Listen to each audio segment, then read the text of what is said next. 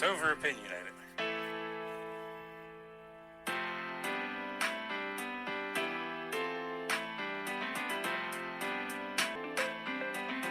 It's over opinionated with Josh Cott. Hey everyone, welcome back to Over Opinionated. I have pleasure of introducing you my delegate, Delegate Mitchell Cornett. He just got off of his the general out of the General Assembly. Their session just ended pretty recently. How you doing? I'm doing great. Great to be on the show again. Yeah, thanks for coming on. So, congratulations on your first session. You kind of got thrown into in your first session. You kind of got thrown into it where we're pretty down in the numbers, but yeah, it was a tough session for us. For the listeners that don't know, in the House it's 64-35 right now. Actually, we just had a special election, so it's going to be 36. So 64 Democrats, 36 Republicans. In the state Senate, it's 21 Democrats, 19 Republicans, and of course, the executive branch is fully controlled by Democrats. So Democrats have a trifecta; they can do pretty much whatever they want to do, and not good for me and our kind of values in our area and our part of the state. It's been tough. Yeah, it's been rough, but we still appreciate you going out there and representing us, because even if we don't have the numbers, you're still representing us, and we appreciate it. Well, I appreciate that, and we're going to come back. We're going to get the numbers back up there and get back to a majority. I think a lot of people are having buyer's remorse and wishing they didn't stay home. That was a real problem. In some cases. Yeah, we had a lot of people stay home, particularly in Republican areas, and then really across the state. But some people, I think, truly thought Abigail Spanberger and the Democrats were moderates, and they were running on this affordability platform, and it all sounded good. And I think some people just made a mistake, and I think they're seeing that now as we just had a special election in Virginia Beach Tuesday night for a member that passed away, and it was like a huge Republican win by about 25, 26 points, somewhere in that range. That was in Virginia Beach, wasn't it? Yep, that was Virginia Beach, and this last November it was only R plus 14, so he really performed well. Seems like Republicans are fired up, and I know at the top of everybody's minds this redistricting constitutional amendment that the Democrats are trying to gerrymander Virginia and take us from 6 Democrats and 5 Republicans to 10 Democrats and 1 Republican, which would be terrible. But people are fired up about that in the rural parts of the state. Republican parts of the state are really turning out well in the early voting. I'm really encouraged by that. And I'll be honest, I don't know how you feel, but I'm sure a majority of Democrats are going to vote yes, just how polarized the country is. But I'm wondering, out of principle, how many Democratic voters are going to vote no that have been so hard against gerrymandering. And really, the bipartisan plan was a Democrat plan. Yeah, that's right. I hope a lot of Democrats will vote no. We'll see how that turns out. But yeah, back in 2020, 67%, somewhere in that range, voted to take the map drawn out of the General Assembly's hands and take it to a fair bipartisan commission, and it was clear that's what the people wanted. They didn't want these decisions to be made in smoky rooms, as they say, and politicians drawing the lines for their friends, but that's exactly what the Democrats are trying to go back to. Oh, I agree, and the whole thing has been very hypocritical to me. I see people throw up the 2010 gerrymander, and I think, and we'll be honest here, we did gerrymander the state, our party, but the Democrats had the Senate when we gerrymandered the state, and they agreed to it. And it was more of a incumbency gerrymander than a party gerrymander, the way I see it, and because we gerrymandered the state Senate for the Democrats. Yeah. But Yeah, exactly. but yeah, Exactly. I think regardless, everybody says, well, what about Texas? What about Texas? We can't control Texas. We're in Virginia, and we got to do the right thing for Virginians. well, And also, we have this in our Constitution. Texas didn't have that in their Constitution. right, and the way they went about it, I keep seeing people push back when we say it's illegal. We're not saying it's illegal from a national standpoint. We're saying the process they went about it was illegal in the state of the way our Constitution's drawn up. Do you have to pass it? Yeah. You have to pass it in between elections, and they passed this resolution. It was before election day, but not before the first ballots were cast. Yeah, that's right. Last year they called the General Assembly in just a week or so before the election to pass this out, and then the first day of session this year they passed it again. There's all this is going to be ruled on by the Supreme Court, but it's going to be after the election, and we just can't rely on the courts to rule on this. We've got to defeat it in the ballot box and then defeat it in the courts. Right. No, I agree with you. Because you don't want to depend on the Virginia Supreme Court to get to overturn this. Yeah, that's right. But I guess we'll move on from the gerrymandering referendum. What personally have you seen in session? Any positives? We'll start with some positives because it's been kind of negative. Or anything with your personal legislation you'd like to talk about? Yeah. Well, started out the session, and we got our committee assignments first thing, and I was appointed to be on the Health and Human Services Committee and the Public Safety Committee. Excited about both of those. Really enjoyed my time on Health and Human Services in particular. Rural health care is a big thing, and I think I can really be an asset to the district there. Have some healthcare background in EMS. I'm a paramedic. The Public Safety Committee, that's where all the gun legislation and such goes through, and that would be a fun committee if Republicans were in the majority, but when the Democrats are and they're passing through all these terrible gun bills, it's not so fun to be there. So you've seen all these. On. So you've seen all these gun bills coming through in your committee. Oh yeah. Yeah, they came through my committee before going to the floor, and there's a number of those that pass that are just terrible. And I'm guessing this is all Second Amendment rights. I'm guessing this is all party line vote too. So. Yep, that's right. And actually, on some of these gun bans, like the assault weapons bans and some of the others, we actually had some Democrats come across with us. At times 2 and 3, maybe 4 Democrats. That shows how bad these bills are. Yeah, but when they have such a big majority, they can have a few breakaway, and I'm sure some of those Democrats are in some districts that don't want to answer to their voters for voting for it. Yeah, that's right. I would like to see what they would do in a 51-49 House, and see if they would really come over and kill the bill. Yeah. This could just be a political play. Yeah. Would you mind going into some of these gun laws? A lot has been, in one way, there's one small thing I like about this is more people are paying attention to state politics than I've ever seen before. And but the reason they're doing it is because they waited too long to pay attention, and now they're getting the rights taken away.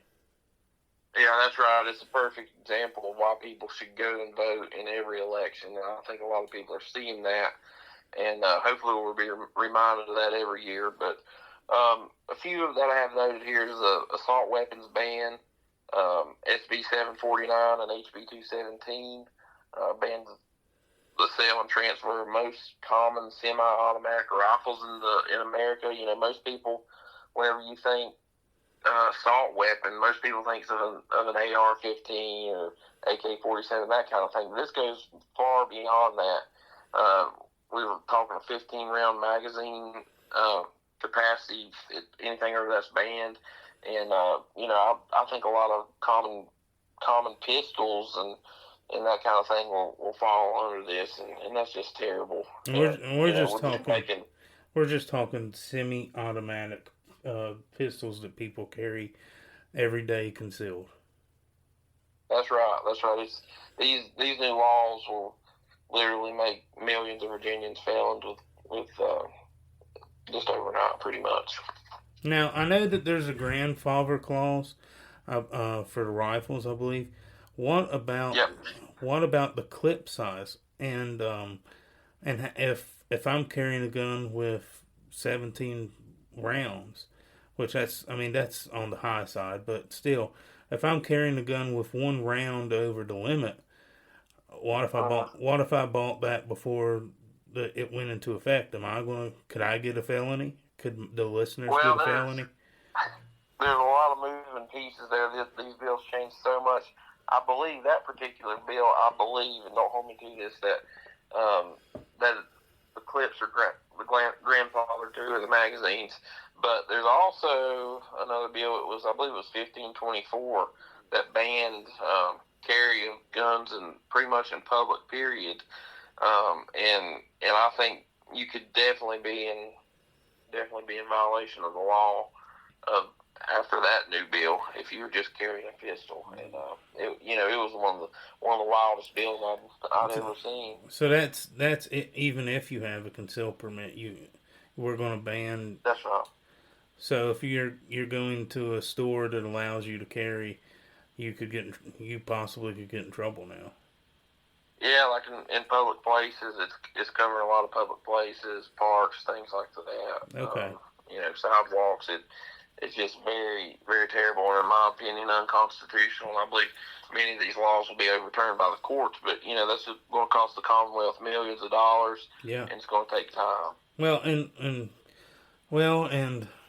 it's also going to cost the parties, which money to fundraise to sponsor these bills, but you have to, and individuals will have to, but I don't ever like relying on the court system because I've seen rulings can go against us, but if that's your last option, sometimes you have to play that card. Yeah, that's right. That's right. And so if you're some more bills, there's some more bad gun bills. One where you can sue the gun industry, SB 27, pretty much criminalize. If you're injured by a criminal, you can be sued. The gun shop that sold it to you or the manufacturer can be held liable for that. So that's like going out here and saying if somebody's injured in a car accident, we're going to go sue Ford or Chevrolet because a car wreck happened whenever Ford or Chevrolet wasn't driving the vehicle. It's just ridiculous. And and they claim this is to stop shootings. I don't know. It doesn't seem like any of this will stop shootings to me. It doesn't seem like any of it will.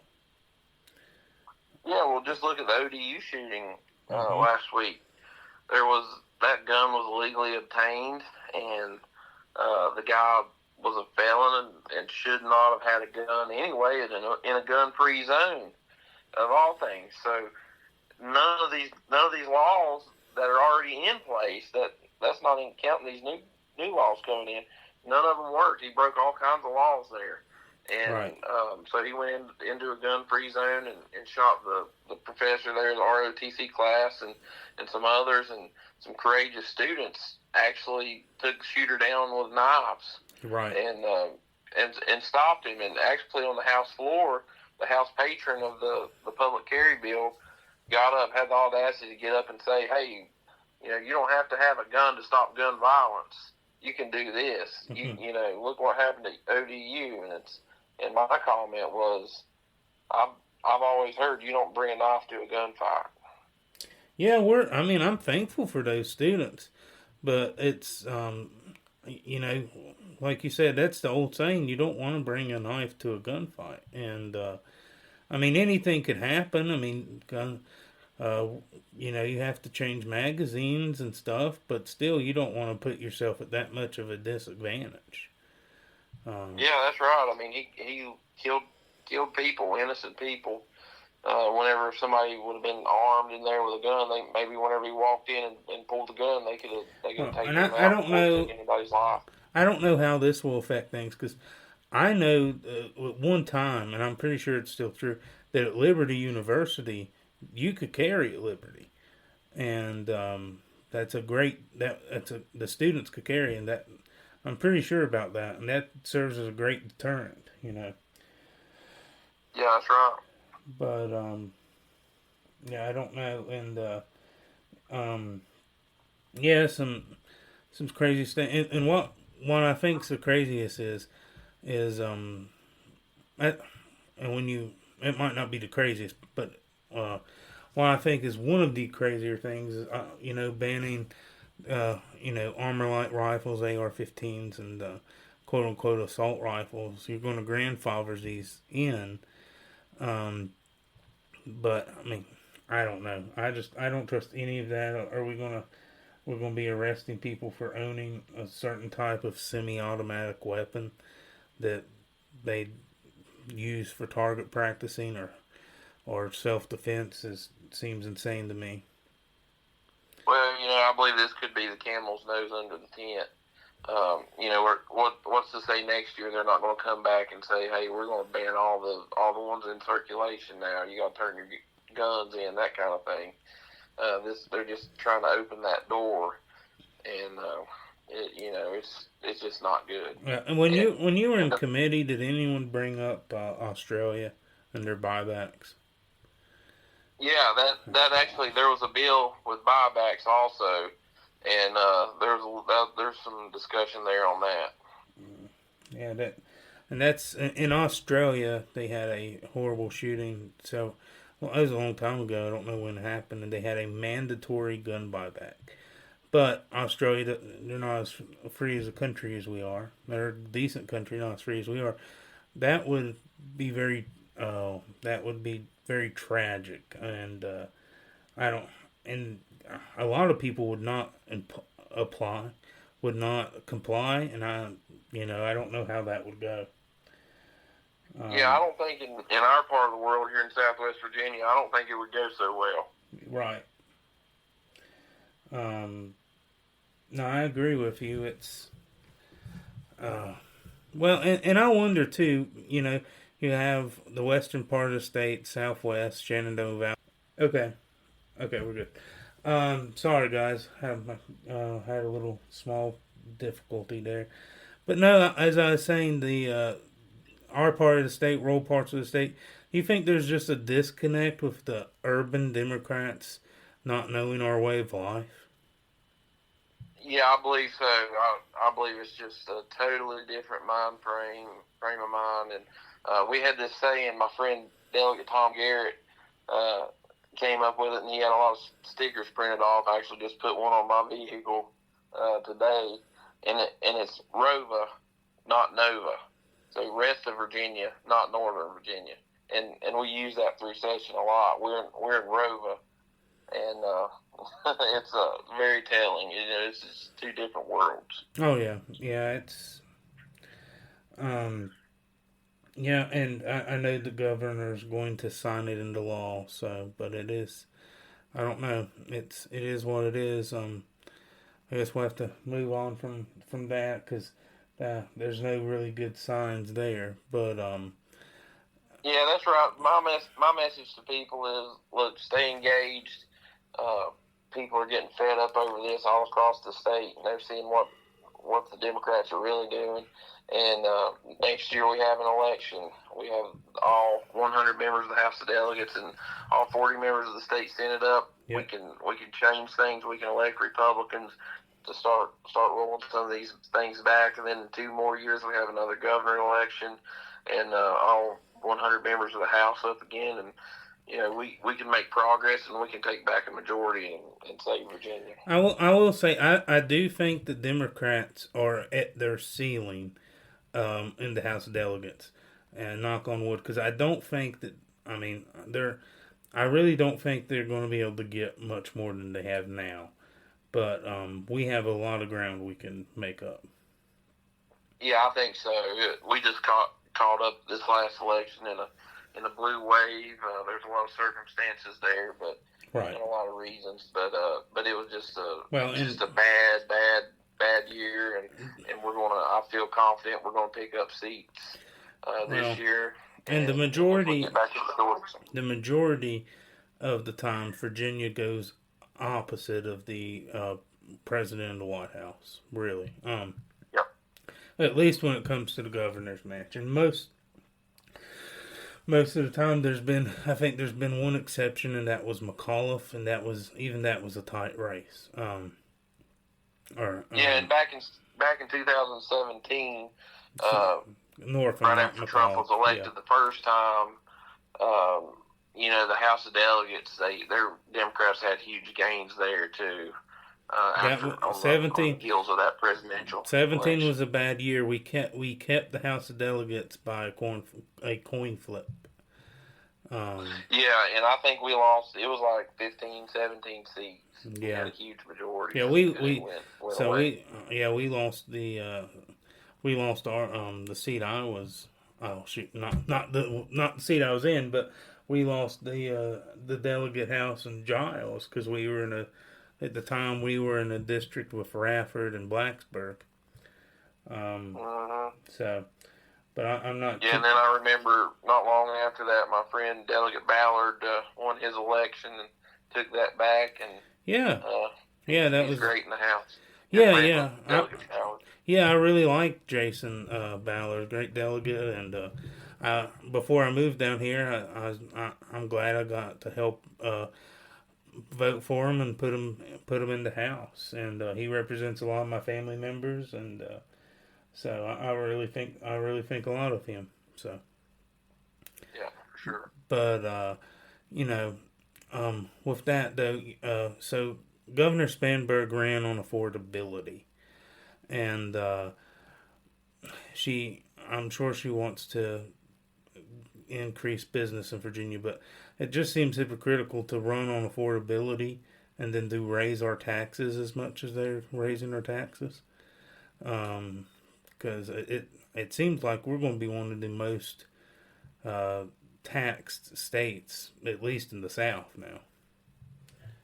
Yeah, I have a few things here that are going up on after they ran on affordability. The increase in the minimum wage to $15, which for us, we're right next door to Tennessee and North Carolina, which has a much lower minimum wage. So it's going to be tough on our businesses. Inflation's going to go up as a result. They passed mandated paid sick leave and paid family leave with no opt-outs or no carve-outs for small businesses.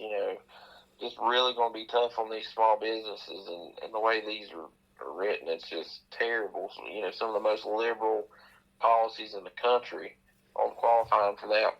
Also, I think one of the worst bills of the year is the public sector union bill. It was HB 1263, and it pretty much requires local governments to participate in unions and allow their employees to, and it's going to create a new state agency, 300 and some employees, and it's going to be about a $2 billion impact per year, and it's going to come from the local government. That's who's going to be picking up the tab. I'm hearing $1 million plus, up 30 cents on your and really what real estate tax possibly. That's going to give them, and I'm not as hard against unions as a lot of Republicans, but I'm not a fan of public sector unions for sure, and especially when it with the school system, with the Teachers Association that kind of operates as a union now.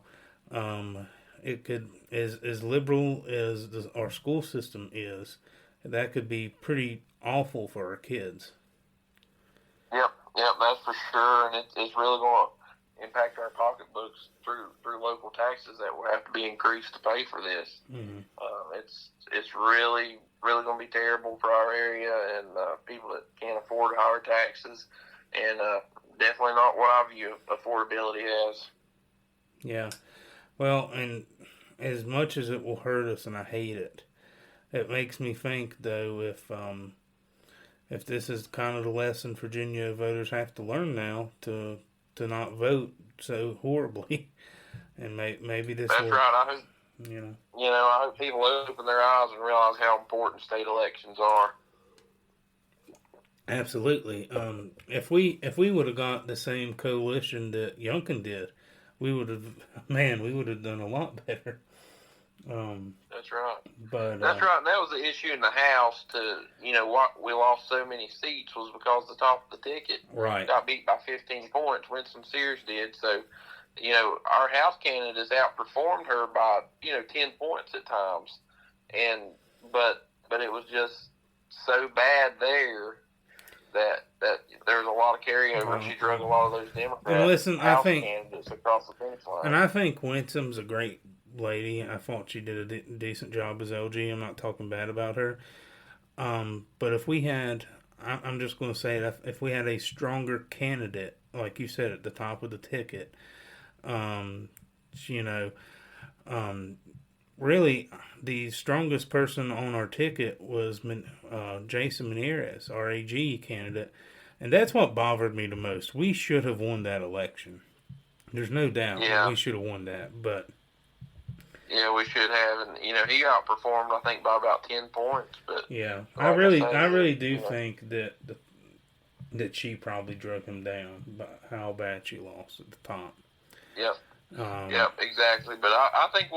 So thank you for tuning in. Unfortunately, the audio gave out, and we'll have to get Delegate Cornett back on. He said he would like to come back on.